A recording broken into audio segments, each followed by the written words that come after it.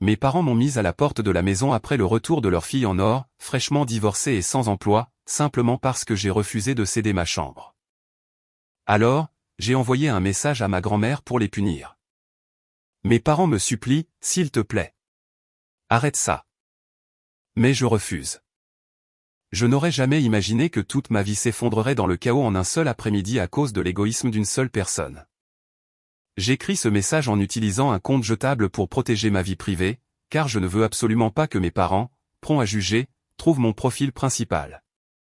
Je m'appelle Amélie, et je suis une graphiste de 23 ans vivant actuellement à Lyon. Mon existence paisible a été complètement bouleversée ce jour-là, lorsque ma sœur aînée est rentrée à la maison à l'improviste. Elle est arrivée en ville avec une voiture pleine de vêtements de marque après que son riche mari a demandé le divorce. Ma sœur a franchi la porte d'entrée comme une reine, pas comme quelqu'un qui venait de perdre son mariage. Elle a jeté ses sacs Louis Vuitton coûteux par terre et a ricané en voyant à quel point notre salon était petit. Ses yeux perçants et critiques se sont immédiatement posés sur la porte de ma chambre, et mon cœur s'est mis à battre la chamade. Cette pièce était autrefois un garage froid, et j'ai payé pour la rénover avec l'argent que j'avais durement gagné grâce à mon travail de graphiste. Je savais exactement à quoi elle pensait en fixant mon espace douillet avec une avidité affamée, tout en ignorant complètement tout le monde dans la pièce. L'atmosphère dans la maison est devenue lourde lorsque mon père m'a appelé de la cuisine avec une mine sombre. Il m'a fait signe de venir lui parler en privé, ainsi qu'à ma mère, une conversation qui allait tout changer. Si vous aimez les histoires comme celle-ci, veuillez prendre un moment pour vous abonner à la chaîne, car cela m'aide vraiment à continuer de partager. J'ai suivi mon père dans la cuisine exiguë où ma mère, Monique, était déjà assise à la petite table en bois, les mains jointes fermement. L'air dans la pièce semblait incroyablement épais de tension alors que je tirais une chaise en métal pour m'asseoir en face d'eux, essayant de garder mon sang-froid. Mon père, Renaud, s'est raclé la gorge nerveusement avant de commencer la conversation en disant que la famille devait faire des ajustements importants pour accueillir Océane pendant cette transition difficile. Il m'a regardé droit dans les yeux et m'a dit qu'Océane souffrait d'un grave traumatisme émotionnel à cause de son divorce soudain, ce qui nécessitait un espace confortable pour son processus de guérison. Ma mère a hoché la tête en signe d'accord, ajoutant que le canapé du salon n'était tout simplement pas convenable pour quelqu'un qui traversait un événement de vie aussi dévastateur. Ils ont lâché la proposition choc, je devais volontairement céder ma chambre rénovée à Océane pour qu'elle puisse avoir l'intimité dont elle avait besoin pour se rétablir. J'ai senti une vague d'indignation froide monter dans ma poitrine, car je ne pouvais pas croire qu'il suggérait sérieusement un arrangement aussi injuste. J'ai pris une profonde inspiration avant de leur rappeler que la pièce était à l'origine un garage poussiéreux plein d'araignées jusqu'à ce que je paie pour la rénover. J'ai énuméré chaque amélioration que j'avais financée avec mon salaire de graphiste, y compris l'isolation, le nouveau revêtement de sol et le chauffage qui rendaient l'espace habitable. J'ai également souligné que je contribuais à hauteur de 270 € pour les courses chaque mois, ce qui me donnait le droit d'occuper mon propre espace privé dans cette maison.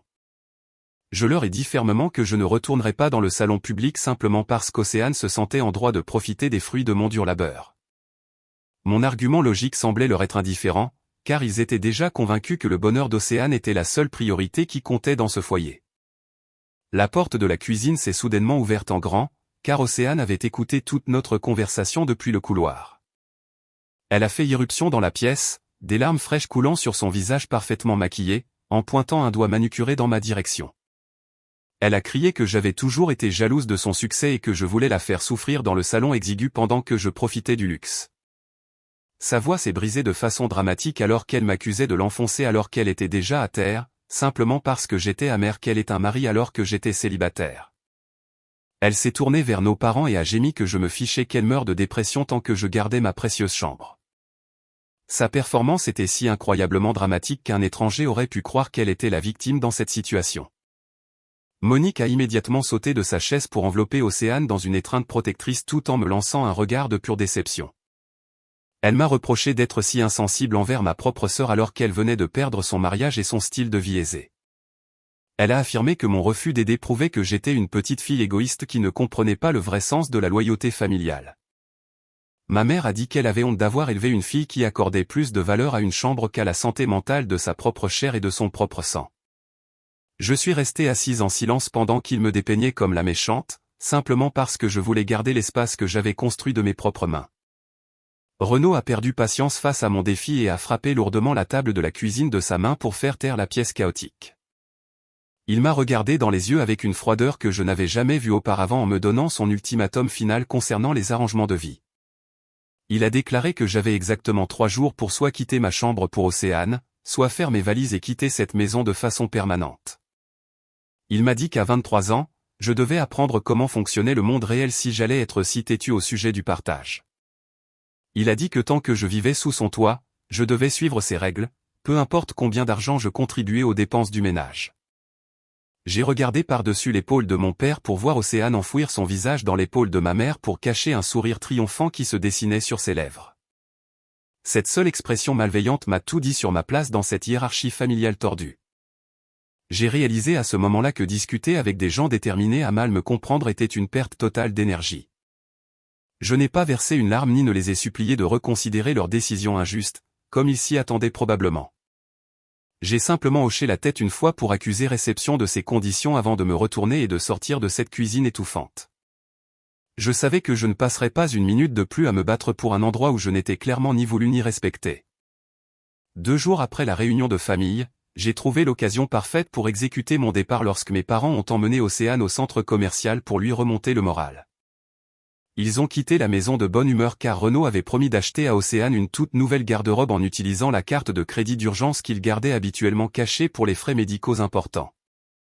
J'ai attendu que leur voiture disparaisse au coin de la rue avant de composer immédiatement le numéro d'une entreprise de déménagement que j'avais contactée secrètement la nuit précédente.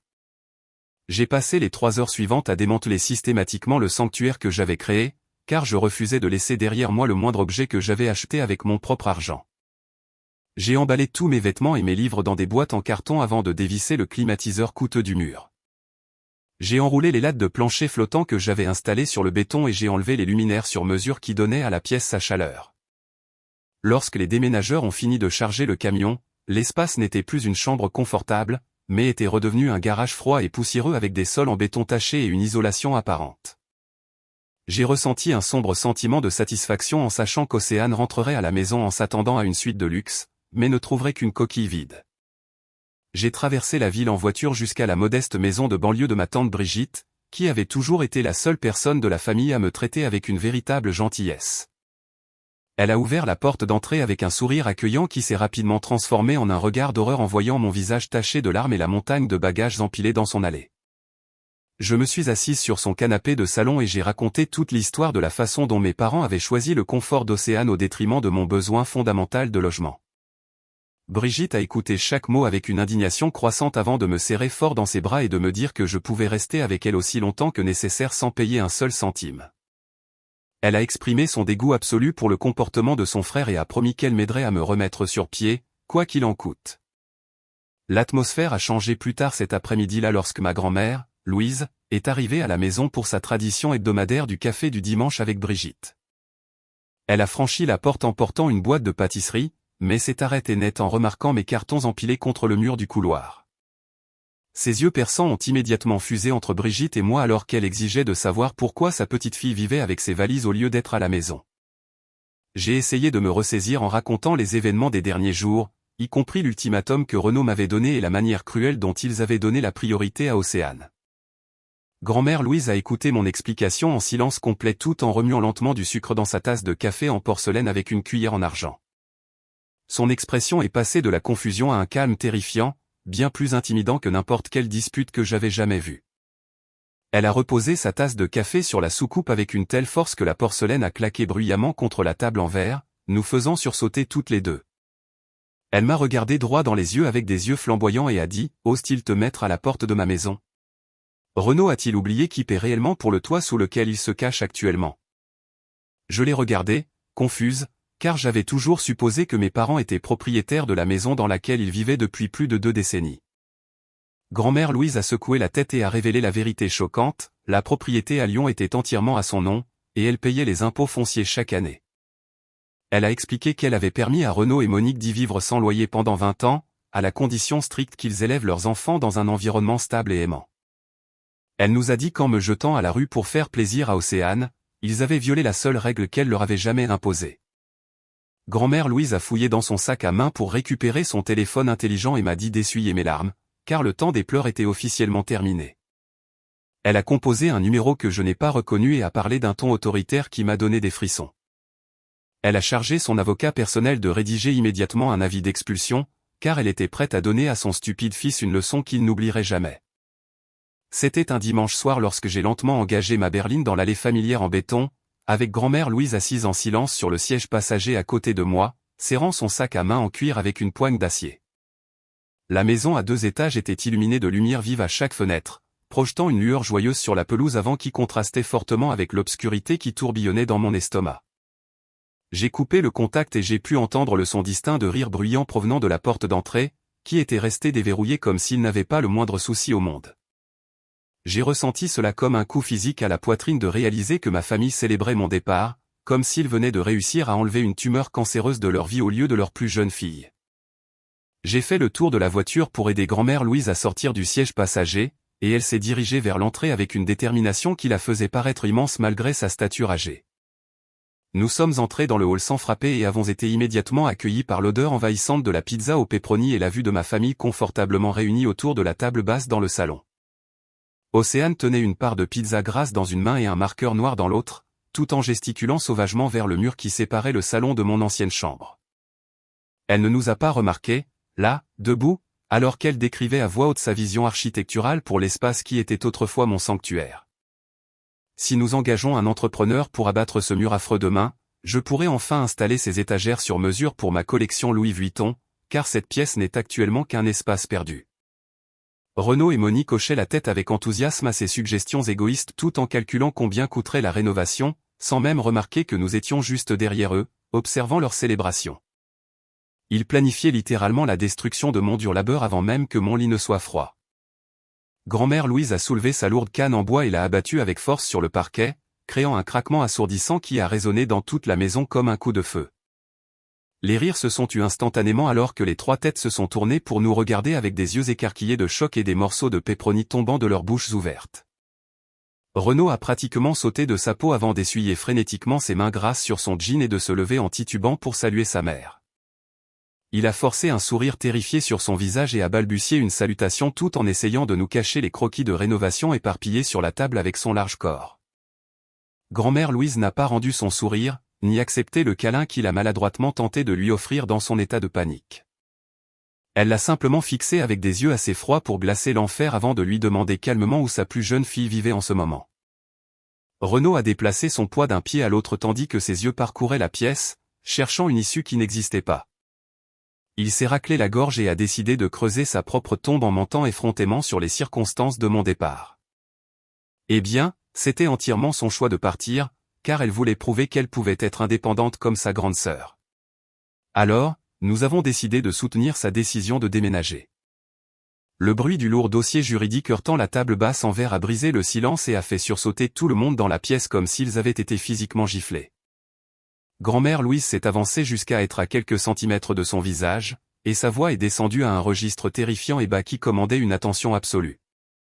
N'insulte pas mon intelligence en me mentant en face alors que je sais exactement ce que tu as fait à ta propre fille juste pour plaire à cette fille paresseuse. Elle a plongé la main dans le dossier pour en sortir une pile de documents qui prouvaient qu'elle était la seule propriétaire légale de la propriété qu'ils souillaient actuellement de leur présence. Elle a ensuite révélé une deuxième série de papiers, qui étaient des relevés bancaires mettant en évidence des retraits non autorisés que Renaud avait effectués au cours des 5 dernières années. Elle a révélé le fait qu'il avait secrètement détourné de l'argent du fonds universitaire qu'elle avait créé pour moi et l'utilisait pour financer le style de vie somptueux et les habitudes vestimentaires de Marc d'Océane. Ma mère a eu un hoquet audible et a couvert sa bouche de ses mains tandis qu'Océane regardait son père avec un mélange de choc et de trahison de s'être fait prendre à voler. Tu as volé de l'argent destiné à l'éducation d'Amélie juste pour pouvoir acheter des sacs à main coûteux à une fille qui n'a jamais travaillé un seul jour de sa vie. Je suis resté silencieusement derrière grand-mère Louise, regardant la destruction de l'ego de mon père alors que les preuves de son vol étaient étalées sur la table tachée de pizza à la vue de tous. Il a essayé de balbutier une excuse, affirmant qu'il n'avait fait qu'emprunter l'argent et qu'il avait l'intention de le rembourser une fois que ses investissements porteraient leurs fruits, mais personne ne l'a cru. Grand-mère Louise a ri sans joie de sa tentative pathétique de justifier le vol de son propre enfant pour en gâter un autre qui n'appréciait clairement pas le sacrifice. Elle a regardé Monique, qui pleurait en silence, et lui a demandé comment elle pouvait se considérer comme une mère tout en permettant qu'une telle injustice se produise sous son propre toit sans protester. Grand-mère Louise a regardé le trio pathétique devant elle et a rendu son verdict final avec l'autorité d'un juge condamnant des criminels à la prison à vie. Elle a déclaré, « Si Amélie n'a pas de place dans cette maison à cause de votre égoïsme, alors absolument personne n'est autorisé à y vivre, car je reprends la maison immédiatement. » La couleur a quitté le visage de Renaud, le laissant l'air d'un fantôme, tandis que la réalité des paroles de sa mère s'abattait sur lui avec le poids d'un bâtiment qui s'effondre. Le silence qui a suivi l'avis d'expulsion de ma grand-mère a été brisé presque immédiatement par un cri strident d'Océane, qui s'est levé si brusquement que sa chaise a basculé en arrière. Elle a regardé grand-mère Louise avec un mélange d'incrédulité et de venin pur, car on ne lui avait jamais rien refusé de toute sa vie. Elle a claqué ses mains manucurées sur la table en verre et s'est penchée en avant de manière agressive, tandis que son visage virait au rouge cramoisi d'indignation. Elle a hurlé que grand-mère souffrait clairement de démence, car elle disait des bêtises en parlant de leur enlever leur maison familiale. Vous n'êtes qu'une vieille femme sénile qui a perdu la tête. C'est la maison de mes parents, et vous n'avez absolument aucun droit de nous mettre à la rue simplement parce que vous préférez Amélie. Grand-mère Louise n'a même pas scié à l'insulte, ni tourné la tête pour reconnaître la femme qui criait devant elle. Elle a gardé son regard d'acier fixé entièrement sur mon père, qui se recroquevillait actuellement dans les coussins du canapé, comme s'il souhaitait que le sol l'engloutisse. Elle lui a parlé avec une autorité calme qui a tranché les crises de colère d'Océane comme un couteau aiguisé coupant du tissu. Elle lui a ordonné d'expliquer la réalité de leur situation financière à sa fille en or avant qu'elle ne s'embarrasse davantage avec son ignorance. Renaud a levé les yeux vers sa mère avec des yeux suppliants, mais n'a trouvé absolument aucune pitié dans son expression, ce qui l'a forcé à affronter enfin l'humiliation qu'il évitait depuis des décennies. Il s'est tourné lentement vers Océane, qui respirait encore lourdement de rage et attendait qu'il défende son honneur contre la grand-mère folle. Renaud a dégluti difficilement, et sa voix a tremblé de manière notable alors qu'il admettait la vérité honteuse qui a détruit l'illusion de succès qu'il avait construite autour de lui. Il a avoué que l'acte de propriété de la maison avait toujours été au nom de grand-mère, et même le SUV de luxe garé dans l'allée était loué à son crédit, car sa propre cote de crédit avait été ruinée des années auparavant. Océane a cessé de crier instantanément, et sa bouche est tombée alors qu'elle regardait tour à tour ses parents avec une horreur absolue. La prise de conscience que son éducation aisée était entièrement financée par la grand-mère qu'elle venait d'insulter s'est abattue sur elle comme un raz-de-marée. Elle s'est affalée sur le canapé, comme si elle avait reçu un coup de poing dans le ventre, car toute son identité de fille riche venait de s'évaporer en quelques secondes. Monique a réalisé que leur navire coulait rapidement. Elle a donc décidé de changer de tactique, passant du déni à la manipulation émotionnelle. Elle s'est jetée aux pieds de grand-mère Louise et a essayé de lui saisir les mains tandis que des larmes coulaient sur son visage dans une démonstration de théâtralité désespérée. Elle s'est plainte de l'injustice de la vie envers eux récemment et a essayé d'utiliser le mariage raté d'Océane comme un bouclier contre les conséquences. Mère, s'il vous plaît, ayez pitié de nous, car Océane est déjà dévastée par son divorce et ne peut pas supporter d'être sans abri en ce moment. Grand-mère Louise a baissé les yeux sur sa belle-fille avec un regard de dégoût total et a retiré vivement ses mains comme si elle avait touché quelque chose de contagieux. Elle a dit à Monique que si elle avait consacré moitié moins d'énergie à élever ses filles de manière égale qu'à trouver des excuses pour Océane, elle ne serait pas dans ce pétrin. Elle a de nouveau fouillé dans son sac à main et a sorti son téléphone pour annuler les cartes de crédit supplémentaires qu'elle avait généreusement fournies à Renaud des années auparavant pour aider aux dépenses du ménage. Elle les a informés qu'à partir de ce moment, le robinet financier était officiellement fermé et qu'ils devraient apprendre à survivre avec leurs propres maigres revenus. Renaud a regardé avec désespoir les notifications sur son téléphone commencer à sonner pour l'alerter que son accès aux comptes familiaux avait été définitivement résilié. Le style de vie d'argent facile et de vie subventionnée qui lui avait permis d'être arrogant et paresseux avait disparu pour toujours. Grand-mère Louise s'est redressée et a lissé son manteau avant de prononcer les dernières conditions de leur punition. Elle a déclaré clairement qu'ils avaient exactement 30 jours pour emballer leurs affaires et quitter les lieux avant qu'elle ne change les serrures. Elle les a avertis qu'elle mettrait la propriété en vente immédiatement et qu'aucune supplication ou négociation ne la ferait changer d'avis. Je vous suggère de commencer à faire vos cartons ce soir au lieu de manger de la pizza, car je ne vous donnerai pas une seule heure de plus au-delà de la date limite. Elle s'est retournée et est sortie par la porte d'entrée sans se retourner une seule fois. Tandis que je la suivais avec un sentiment de sombre satisfaction remplissant ma poitrine, j'ai laissé ma famille assise dans les ruines de leur propre fabrication alors que la réalité de leur sombre avenir s'installait enfin sur le salon silencieux. La première semaine suivant l'avis d'expulsion s'est écoulée dans un flou de harcèlement numérique constant qui m'a empêché de me détendre, même en vivant en sécurité chez ma tante Brigitte. Mon téléphone vibrait sans cesse sur la table de chevet avec un barrage de notifications de mes anciens membres de la famille qui cherchaient désespérément à retrouver le contrôle perdu. Ma mère a envoyé de longs paragraphes décousus détaillant ces divers maux physiques, qu'elle prétendait être exacerbés par le stress que je lui causais. Elle a essayé de me culpabiliser pour me soumettre en disant que je la tuais avec ma cruauté et qu'une bonne fille n'abandonnerait jamais ses parents. J'ai choisi d'ignorer ces tentatives de manipulation, car je savais qu'elle essayait simplement d'utiliser sa santé comme une arme pour éviter les conséquences de ses propres mauvais choix parentaux.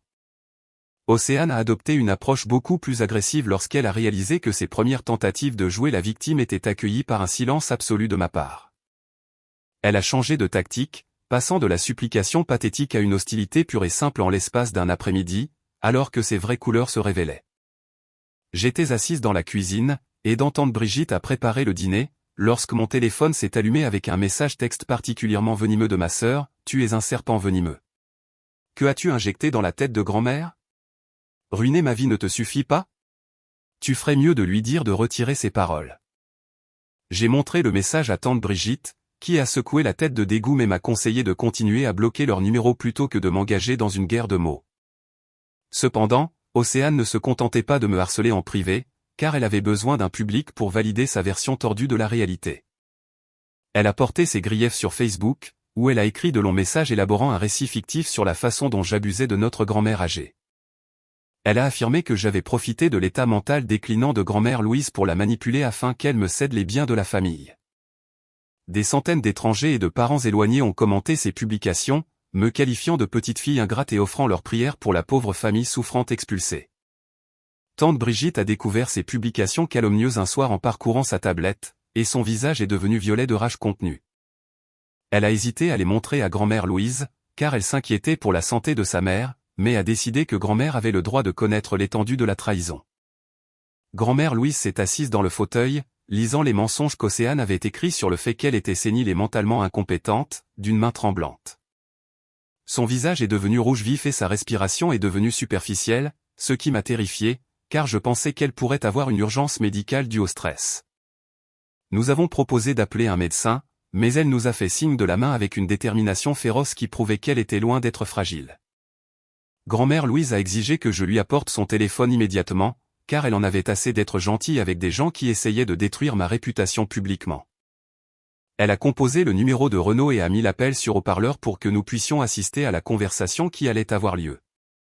Mon père a répondu à la première sonnerie avec un ton plein d'espoir dans la voix, car il supposait clairement que sa mère appelait pour s'excuser et annuler l'expulsion.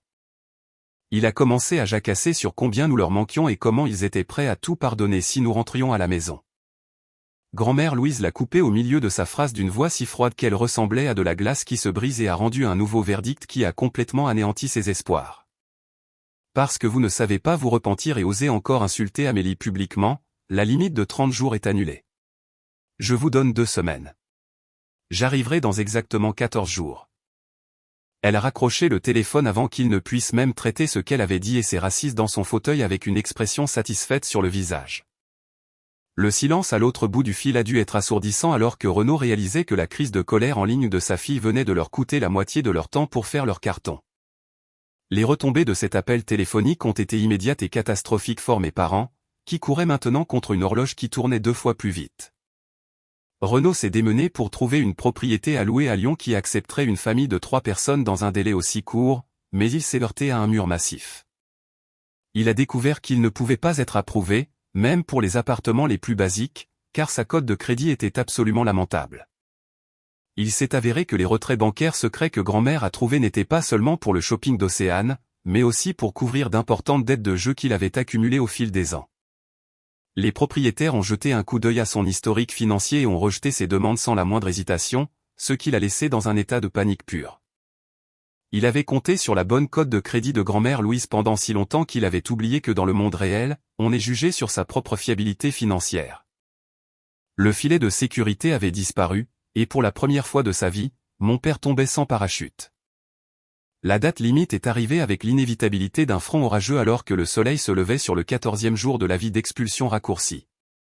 J'ai conduit lentement ma voiture dans la rue familière avec grand-mère Louise à mes côtés et 2 voitures de police nous suivant de près. Nous avions spécifiquement demandé la présence des forces de l'ordre pour garantir que le déménagement de ma famille se déroule légalement et en toute sécurité, compte tenu de la volatilité récente d'Océane. Les voisins jetaient déjà un coup d'œil derrière leurs rideaux pour regarder le spectacle se dérouler un dimanche matin habituellement calme dans notre quartier. J'ai garé la voiture sur le trottoir et j'ai regardé les agents s'approcher de la porte d'entrée, les mains posées prudemment sur leur ceinture. La situation à l'intérieur de la maison a sombré dans le chaos au moment où les agents de police ont frappé fermement à la porte en bois et ont annoncé leur présence. Océane s'était barricadée dans sa chambre et criait hystériquement qu'elle ne quitterait sa maison pour personne. Elle a commencé à jeter des objets lourds, y compris des lampes et des livres, par la fenêtre ouverte, qui se sont écrasés sur la pelouse et se sont brisés en morceaux. Les agents de police n'ont pas perdu de temps pour enfoncer la porte de la chambre et la maîtriser avant qu'elle ne puisse se blesser ou blesser quelqu'un d'autre. Ils l'ont escortée hors de la maison, menottée, tandis qu'elle donnait des coups de pied et criait, ses cheveux en désordre sauvage qui ne ressemblaient en rien à son apparence habituellement soignée. Renaud et Monique se tenaient sur le trottoir à côté d'une petite pile de boîtes en carton, l'air complètement vaincu et vieilli de 10 ans en seulement 2 semaines. Mon père m'a vu près de ma voiture et s'est détaché des agents pour courir vers moi, le désespoir gravé sur chaque ligne de son visage. Il m'a saisi le bras avec des mains tremblantes et m'a regardé dans les yeux avec une expression suppliante qui m'a retourné l'estomac. « Amélie, je t'en supplie, parle à ta grand-mère tout de suite. Nous sommes une famille. Comment peux-tu supporter de voir tes parents et ta sœur vivre dans la rue comme ça ?» J'ai retiré mon bras de sa prise et je l'ai regardé avec une insensibilité qui m'a surprise moi-même, car je m'attendais à ressentir de la culpabilité. J'ai réalisé que l'homme qui se tenait devant moi n'était pas un père, mais un étranger qui avait choisi son enfant préféré au détriment de son intégrité. Je lui ai parlé une dernière fois d'une voix dépourvue de toute chaleur ou hésitation. « La famille est morte au moment où tu m'as mise à la porte pour elle. » Il a reculé comme si je l'avais frappé physiquement et a baissé les épaules, vaincu, tandis que les agents le guidaient vers sa voiture. Ils ont chargé leurs maigres affaires dans le coffre de leur berline et se sont éloignés de la belle maison qu'ils avaient tenue pour acquise pendant des décennies. Ils n'ont eu d'autre choix que de déménager dans un complexe d'appartements délabrés dans les quartiers nord de Lyon, qui était le seul endroit qui les accepterait. Le quartier était connu pour ses taux de criminalité élevés et sa pollution sonore constante, un contraste frappant avec la vie de banlieue tranquille à laquelle ils étaient habitués. J'ai imaginé Océane essayant de dormir au son des sirènes de police et des voisins qui crient dans une chambre exiguë à la peinture écaillée. Les conséquences de leurs actes ont continué de s'aggraver dans les jours qui ont suivi l'expulsion, alors que la réalité les frappait durement. La nouvelle de l'intervention policière dramatique à notre ancienne résidence s'est rapidement répandue dans la communauté locale et a fini par atteindre l'employeur de mon père. Renaud a été convoqué dans le bureau de son patron le lendemain matin et a été licencié sur le champ pour avoir fait honte à la réputation de l'entreprise. Il a perdu non seulement son revenu, mais aussi l'assurance maladie sur laquelle ma mère comptait pour ses plaintes médicales constantes. Ils ont tenté un dernier acte de désespoir quelques jours plus tard en se présentant au nouvel appartement que je louais temporairement.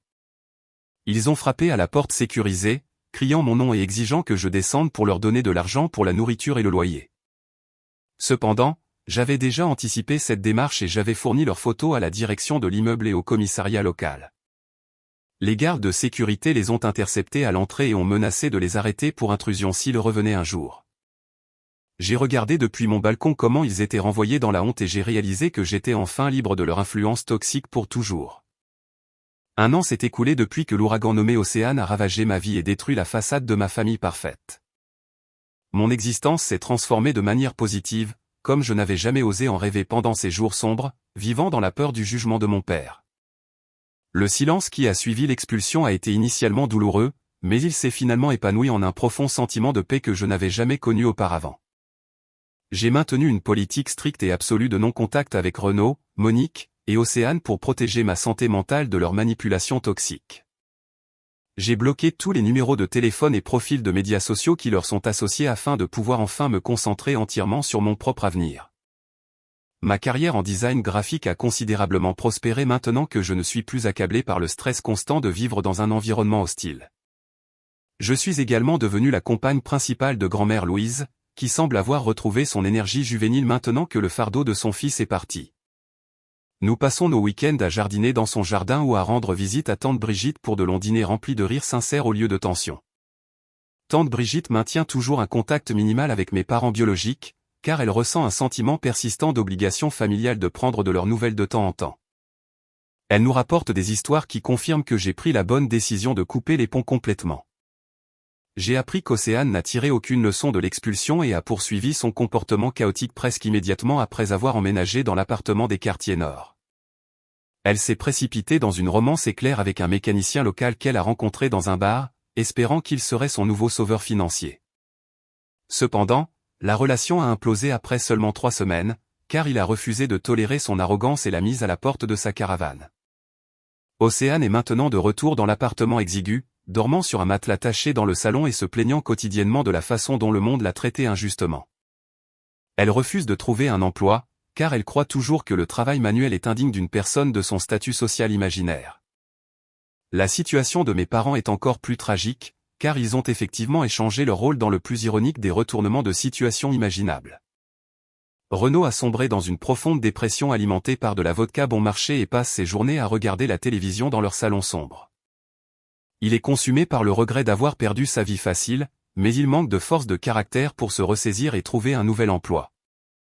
Monique est maintenant le seul soutien de famille et est forcée de faire des doubles quarts de travail comme plongeuse dans un restaurant miteux pour payer leur loyer. C'est une justice poétique que la femme qui a encouragé la paresse de sa fille frotte maintenant des assiettes sales pour nourrir cette même enfant ingrate. Tante Brigitte dit que les voisins se plaignent constamment des disputes qui éclatent entre Monique et Océane à propos de l'argent et de l'espace. Elles sont piégées ensemble dans un cycle misérable de blâme et de pauvreté qu'elles ont entièrement créé par leurs propres choix égoïstes. La leçon la plus profonde que j'ai tirée de cette expérience angoissante est que partager de l'ADN ne fait pas automatiquement des gens votre famille. La vraie famille est composée des personnes qui respectent vos limites et soutiennent votre bien-être, plutôt que de celles qui vous considèrent comme une ressource à exploiter. J'ai passé tant d'années à essayer d'acheter l'amour de mes parents avec l'obéissance et l'argent, pour réaliser que leur amour était toujours conditionnel à ma soumission. J'ai aussi appris que l'indépendance financière est le seul véritable bouclier qu'une femme possède contre l'imprévisibilité de la vie et les relations toxiques. Si je n'avais pas économisé mon argent et maintenu ma propre carrière, j'aurais été impuissante lorsque mon père a livré son ultimatum dans cette cuisine. Le respect de soi est une monnaie bien plus précieuse que n'importe quel héritage ou approbation que vous pourriez recevoir de personnes qui ne vous apprécient pas. J'espère que mon histoire servira de signal d'alarme pour toute personne qui souffre actuellement en silence au sein d'une dynamique familiale toxique. Vous avez le pouvoir de vous éloigner des personnes qui vous font du mal, même si la société vous dit que vous leur devez votre loyauté en raison des liens du sang. N'attendez pas d'être mis à la porte pour commencer à construire votre propre filet de sécurité, car votre